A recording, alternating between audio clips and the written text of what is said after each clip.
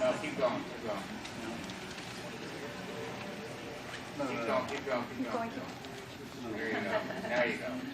There we go. Okay.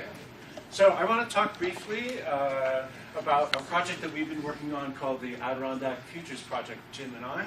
I've got about timeline to tell you what we've been doing, and then I want to show you a piece of software that will enable you to join in the thinking process and the ongoing work involved in it. It started in the spring of 11, and it's still ongoing. The important thing to know here is we come to this with background as consultants, as strategy consultants. And we worked in industries that were highly uncertain.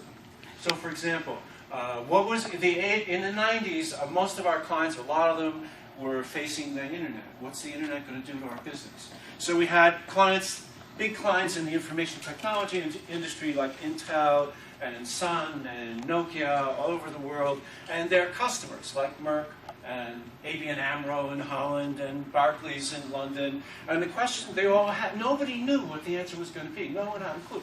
And they genuinely, that didn't mean they didn't have strong opinions. Sound like the Adirondacks?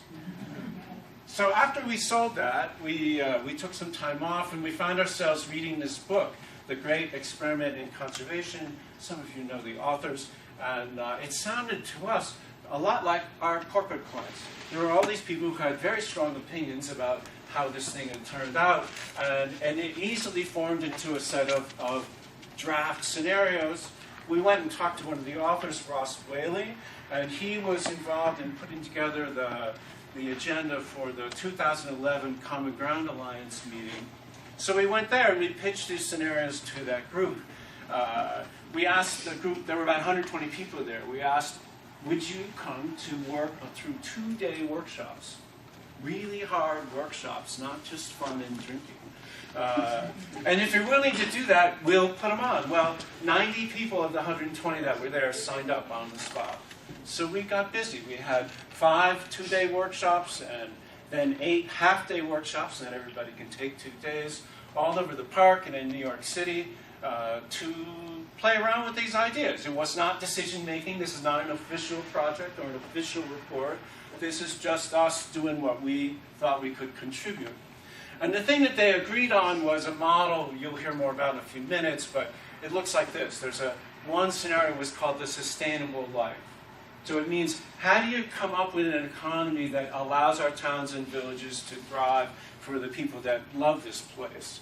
Plus, something we called sustainable recreational tourism with an acknowledgement that early retirees, the baby boomers moving to their vacation homes, bring a lot of value to this. And this whole thing is built upon the forest preserve. That's our unique competitive advantage. That's what we have as a rural area that no place else has. So that's what they agreed upon as an idea. We presented this from the workshops. We presented this at Common Ground Alliance 2012, and 93% of the people there, of then 220 people, thought this was either strongly agreed or agreed with this set of ideas. Pretty amazing.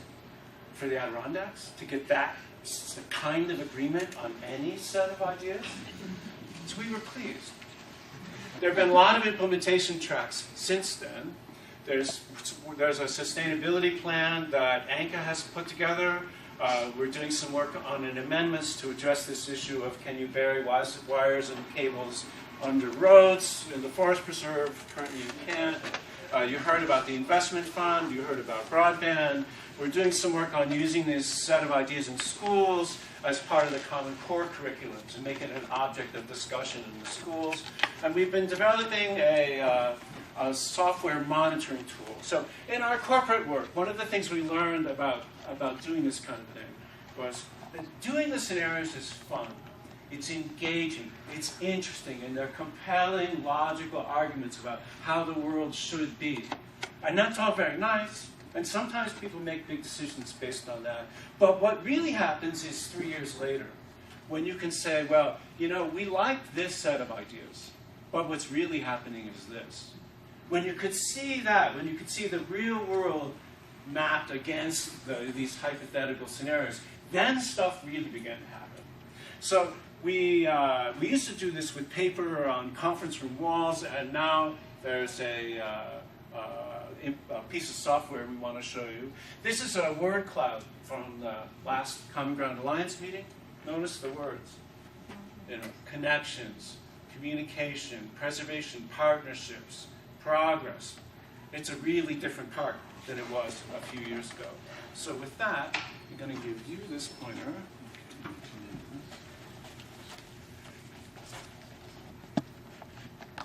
So while he sets things up, we're going to have these at the door. This is a summary vision that came out of this work.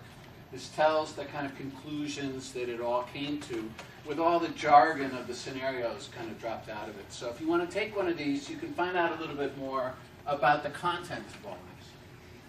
But what we're trying to do, we held workshops with 500 people, but that's a very small fraction of the number of people who care about the Adirondacks. So we've written this piece of software as a way to engage a bunch of people in kind of an online discussion, an online forum about the future of the park.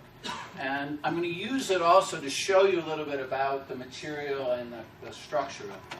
So it starts with... go.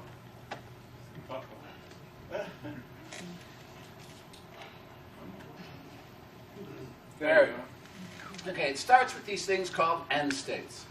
And we define 6 different end states for the future of the Adirondack Park. End state is something that describes what it looks like 25 years from now, but it doesn't tell you how you got there. They served as a way to kind of tee up a debate. So for example, the first one. They're the points of view. Yeah, the first one is the wild park.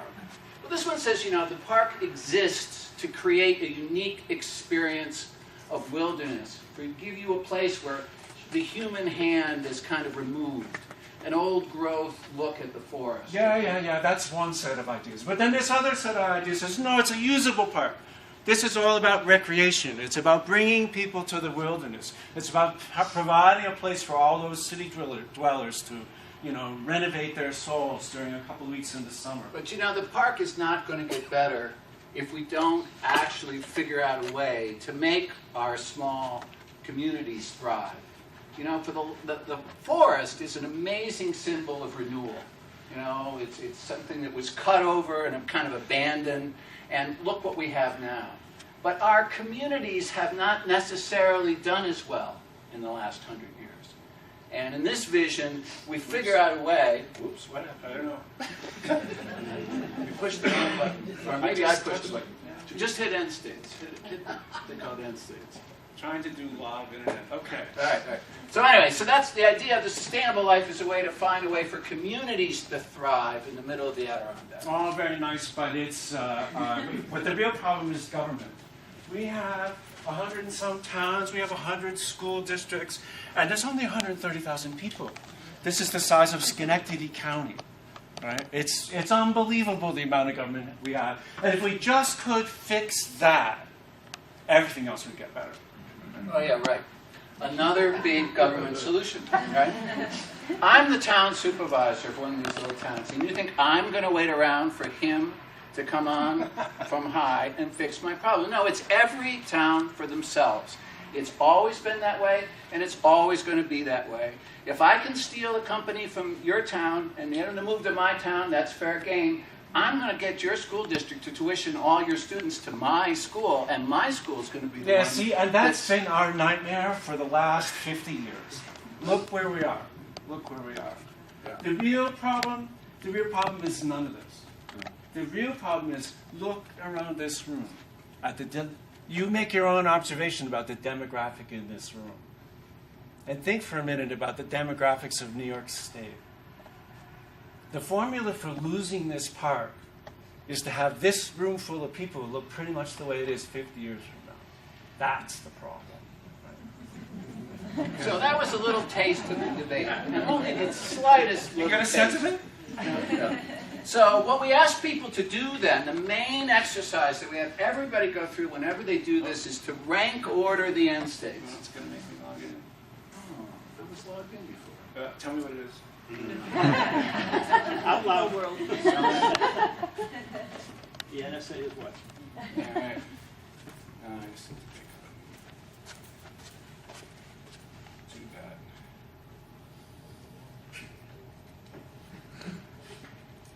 That's fine.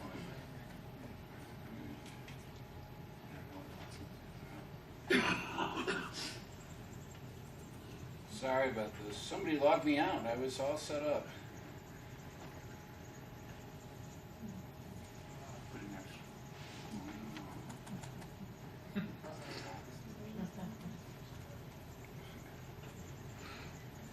The problem is it won't let me do anything if I'm not logged in.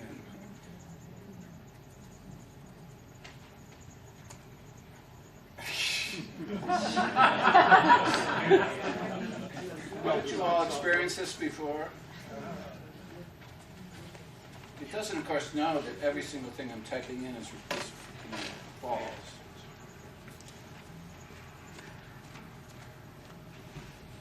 Can't imagine why it didn't stay logged in. But anyway, it'll be fine now. All right. So anyway, so I'd say the thing we do is ask people to rank order the end states. We ask them to rank order them on two metrics. One is desirability. Which one do you want to have happen? Which one do you think would be the best? If you were king of the Adirondacks, you could make anything happen. Which one would you make happen? And you can, in this case, in this software, we can just reorganize these things in the way that you would like to see them come out. And it turns out that the second metric is attainability. Which one do you think we can actually make happen? And in the normal course of things, in the work we did for 15 years with this methodology, with corporations all around the world, we never got the result that we got here in the Adirondacks. Because what happened is we had an extremely strong favoring of C, the sustainable life is the most desirable. And it turns out that the sustainable life scenario was viewed as the most attainable. This never happens. The one that they think they want is the one they think they can do. It was amazing, and it's a great place to start. I don't think they're right. I actually think it's much harder to make the sustainable life scenario happen than many people's expectations. I think we can make the usable park scenario happen much easier than we can. But together, the combination of the usable park, the sustainable life, all based on the wild forest preserve, actually seems to work for everybody. So if you look at an end state is actually quite complicated, detailed thing. So the second thing that we do then is we take an end state and we ask you what must happen between today and 25 years from now if that end state's going to come about. We ask the secondary question, what must you prevent from happening if you want the world to turn out this way? So we have a detailed set of events. These are various events. Each bubble is an event. Green, for example, says the number of children in the region rises. At the moment, it's very big because it would have a really positive impact on the future of this particular scenario, but it's way down here because it has, at the moment, very low probability of actually coming about. So you can look at all of these things. There's about 130 events, and they map out differently for all the different scenarios. So here's an example of an event. The event that Jim McKenna and a bunch of other people have actually made happen. This was in the deck 2.5 years ago. He actually went and made this event happen. He actually created a park-wide recreation strategy. So at the moment, it's given a 75% chance of likelihood from the data from the workshops. See? So, but now I'd give it a 98% chance of success, all right? What you do is you ask, which scenarios does this event impact, either positively or negatively? And in each of these, you can give your opinion in all of this. In addition, we amass evidence, try to get news stories, things that tell us whether these things are happening or not. So you can, you can add your own piece of evidence that... So this is where you can play with it. Right. So then if you look at events, are organized into categories. And we have lots of categories. And in agriculture, for example, if you look at this one, agritourism is a fast-growing segment of the economy. Well, in fact, we got Asgard Farm and Daisy Meadow offering stay vacations on farms as a piece of evidence. And there's lots of good things happening in agriculture. And so the basic idea here is that you can explore this complicated set of ideas about the future of the park. You can look at, if you care about economic development, for example. In fact, the very first event here, ADK Investment Forum. This has been in the deck for 2.5 years, but somebody like Lee Keats actually trying to make this event happen. And at the moment, I don't know. I think I'd give it, it's like, well, it looks like 55%. I'd give it better than 55% at this moment. So I think what I'd like to encourage you to do is to, if you want to learn more about the ADK Futures project, is to go to adkfutures.net. There's two sites, one's .org and one's .net. This is the .net one. This is .net. .org, adkfutures.org is our blog, and the full history of all the workshops, the reports, all kinds of stuff, talks to the APA and the Common Ground. Okay. All right? And I think with that, we'll stop and answer any questions.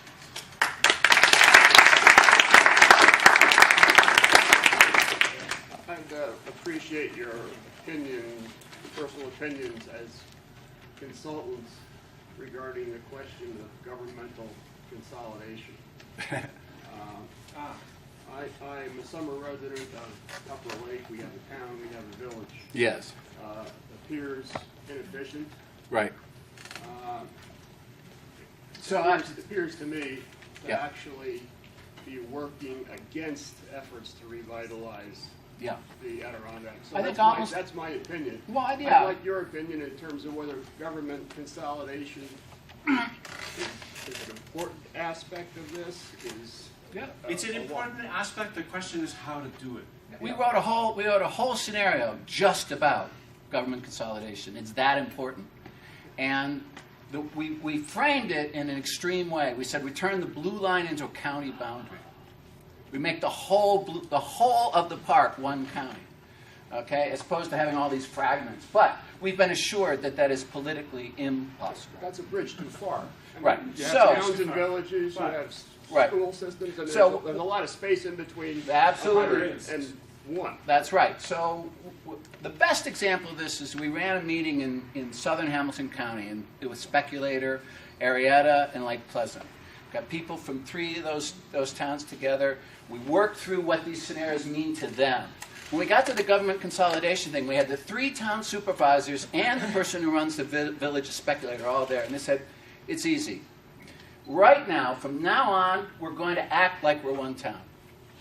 We're going to figure out every way that we can share services, equipment, people between those 3 towns, do all our planning together. But we won't dare bring it in front of the voters for a merger because we'll get voted down. 10 years from now, it'll be so obvious that we're one town that then we can put it in front of the voters. So that's their plan. Model.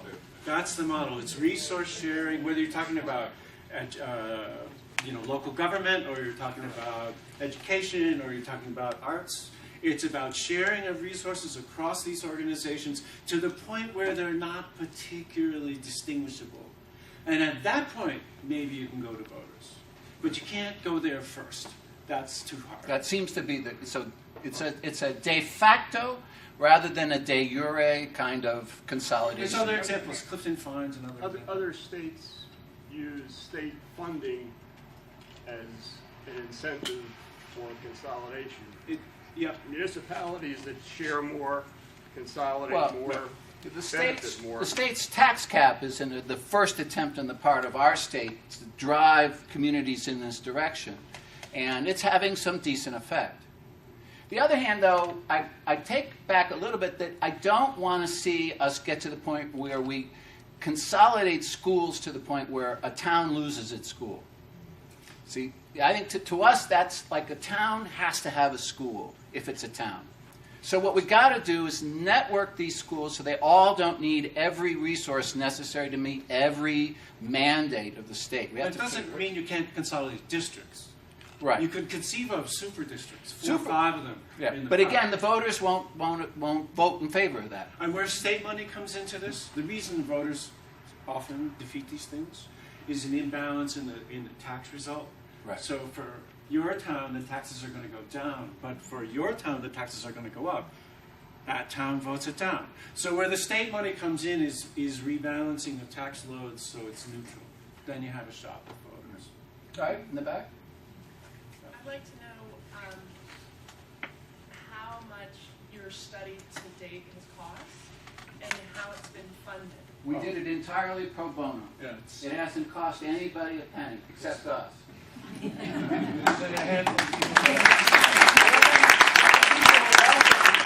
helped make it happen along the way. People contributed space. People helped to pay for food at these workshops. But this is a completely grassroots effort. We were hired by nobody. We were tasked by nobody. If it weren't for the Common Ground Alliance, already having done 5 years of work before we came along, we would have gotten nowhere.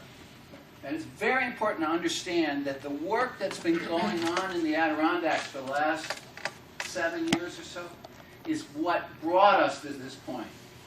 And we were in the right place at the right time with the right technique to make a difference. This group might be interested to know that one of the applications of what Mark has done with broadband and bringing it into the Wild Center and then out from there, a group that I'm affiliated with, which is called adkaction.org, is sponsoring a program for the schools to come together to figure out how to use high-speed internet to solve the problem that, for example, AP Spanish has gone away in some of these declining hamlets, and to share coursework, to share administration, and there'll be a seminar to be held in the fall at the Wild Center. And if you want to know any more about it, go to the adkaction.org website. It's October 25th at the Wild Center.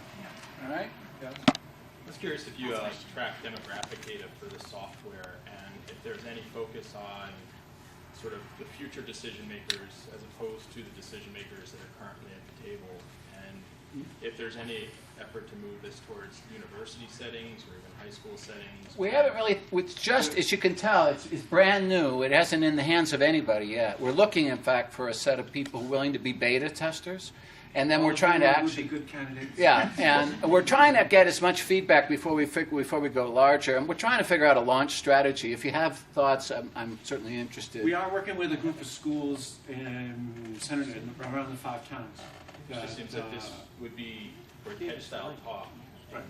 With future decision makers who are software-driven, Right. media-driven, Yep. who will sit down and to Yeah. them this is sort of a can-do. Yeah, well, this group here, you are the first to have seen this software, and it's been demonstrated nowhere else or anything. You know, this is right off the presses. So I have a question on sustainability that maybe you two can answer, maybe Callie. But I mean, we all appreciate the pro bono work, and you guys have been my role models of giving community. Stephen talks about a $70,000 pay Yes. cut. I certainly making what I could make in Silicon Valley, and my commute's a lot farther. How sustainable is that? I appreciate you mentioned about this group like this is sort of demographics, but maybe you could talk about the sustainability about giving. In my opinion, most of the things that we're doing, Lee can speak for himself, that you're doing, broadband's going to be built. It's going to be done. This futures work, after a couple of years, will become an interesting artifact of how the Adirondacks changed. So it's transitory. What we're doing is transitory, and it doesn't need to be a permanent feature. But I think it's important But to know I guess I'm that asking a bigger, Yeah, I understand that. question of, if it's always, if everybody here is always underpaid, how can which is we? okay for those who can Right. afford it, right? Well, there's a We're not certain getting amount of diversity. trade-off for quality of life, but we got to raise the whole level of the economy here. I mean, and it's a multi-pronged effort. Broadband's part of it. Revitalizing tourism in the park is part of it. Taking advantage of the booming manufacturing sectors just outside the park. The whole semiconductor thing that's going on in the capital region, which is huge. The transportation boom in the Plattsburgh area. All this stuff at Fort Drum. There's lots of stuff, but we don't connect the inside of the park with what's going on in the outside. So there's so much more we can do. But the key thing is diversity in our economic drivers. We can't be dependent on prisons and mines going forward to have an economy that isn't going to get train wrecked every decade. I want to disagree a little bit. One of the things that I think is really revolutionary about what you guys have done, and I also think what, for example, what ACT is doing today, contrasted with what I see in my work in most of rural America, is that all of these downward drivers are universal. Mm-hmm. And the one exception that is manifest in this room and in this kind of effort is that we still maintain the ability to think about ourselves, to talk about ourselves, the intellectual engine, the thinking, the ability to hold up tools, to look at ourselves in the mirror. There are so many places in rural America today where that is already permanently gone. It is the brain drain, the loss of intellectual capital, the talent drain is so profound that you just can't even get to the conversation. And so one of the things that I think is really essential, I totally get that this particular moment and model might be transitory, but I think you guys are modeling a way for a rural community to keep talking to itself, talking back to itself, seeing where it's going. A feedback loop that, if we could put a feedback loop like this in the Dakotas, that before the fracking boom hit, for example, there would be a profoundly different phenomenon happening there than what the devastation we're seeing today, and the loss of economic opportunity there today. And so I think this is... People tell us that too. People say that we are having a conversation that most other places aren't. Also, broadband's going to change this too, because broadband creates a pathway for dialogue between the seasonal and part-time residents and the full-time residents. So Keene's a little bit ahead of the rest of the Adirondacks. We wired up the whole town of Keene. 97% of the houses in Keene can get broadband now. We get adoption rates in the high 60s in Keene. The thing that made the biggest difference was the seasonal people stay longer, and they're more engaged. They come more often. They stay engaged all winter long, even when they're not there, because they get the newsletters, they see what's going on. And the economic effect of broadband is subtle. It's a person at a time and a job at a time. It's not a boom. So it's appropriate to the scale of the towns. And so Keene this year is going to have its largest kindergarten in a long time. 10 years, 18 kids, class of 18 or 20. Big deal. Yeah. Stephen had a comment. I just want to echo something Brian just said, which is this model being translated down organizationally from not just being Adirondack-wide. Like, I know I came to one of your things, I think one of the first ones. Yes, you did. And I was like, this is the way to talk to people. So this is how my board does planning. And I worked with the Long Lake School Board for a year, and this is how they did planning, was approaching it from this sort of way of thinking. So even if we just take this model we're hearing and translate it down the line to each of our organizations, it's very effective. Yeah, the model is generic. The model is generic, and we've had the best way for us to leverage our time is to work with the boards of various organizations around the park to help them think better and be more strategic, and that's the work we've been trying to dedicate ourselves to. And the secret to it is never settling for one answer. If you go down the road and you really quickly decide, oh, this is the answer, I want another one. I want 3. I want at least 3 answers to any question. Then we can have a conversation. Any other questions for us? Okay. All right. Take a copy of this vision thing, and I hope that you find it interesting. You're going to go first, right? Okay.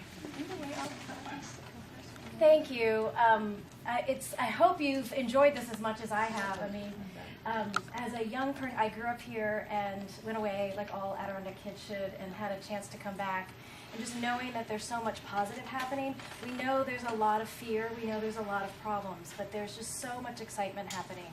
And this was just a test. This was just the first.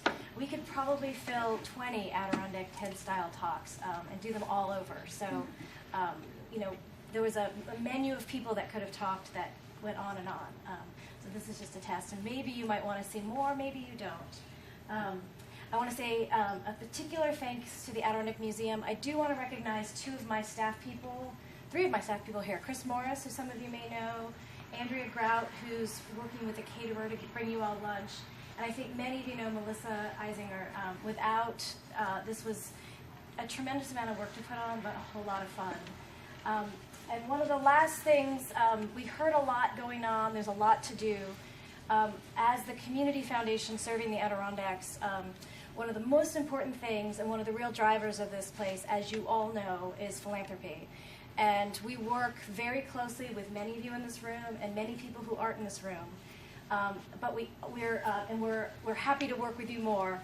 But one of the things we're about to launch, and Glenn's question about the Kickstarter, ACT is in the process of launching a Kickstarter for the Adirondack community.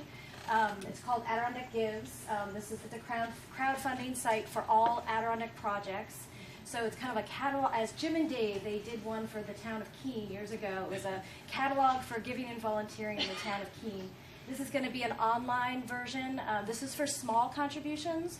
Any nonprofit, teacher, local municipal, town supervisor, town board member, if they have a small project, they're looking for project-based fundraising.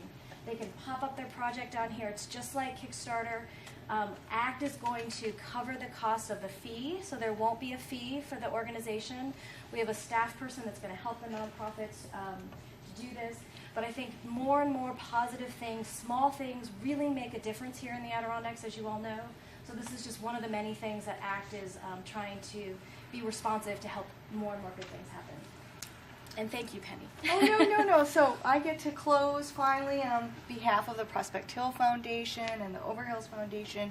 And most of all, big thank you to Callie and her leadership for all the work.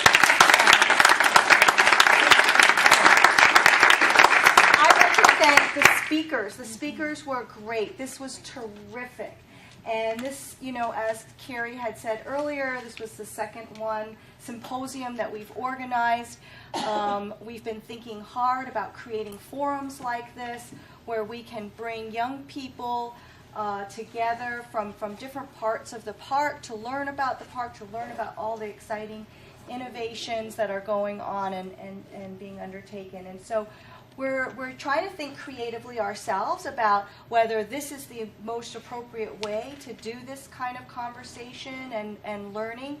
One idea that came up in planning this one was perhaps we should think about doing a similar forum in the fall, in the off-season, maybe in New York City. And so this is still a question, and one way to get the answer is to kind of poll all of you and others to see whether this would be of interest to you and other family members and friends that you have. So please expect a monkey survey kind of thing in the next few weeks, and we hope that you will take the time to just give us your opinion about how you think this might proceed. But again, a big thank you to Callie and her staff. And lunch is on its way. It's not quite here yet, but we're going to have lunch in the Central Pavilion. If you go out this door and in that direction, you'll see tables set up. And each of the speakers is going to be at a different table. We can continue this conversation. I have so many questions. I'm bursting with, I don't know about you guys. But we can continue our conversation, and people can feel free to actually rotate and move around from table to table if they wish. Thank you.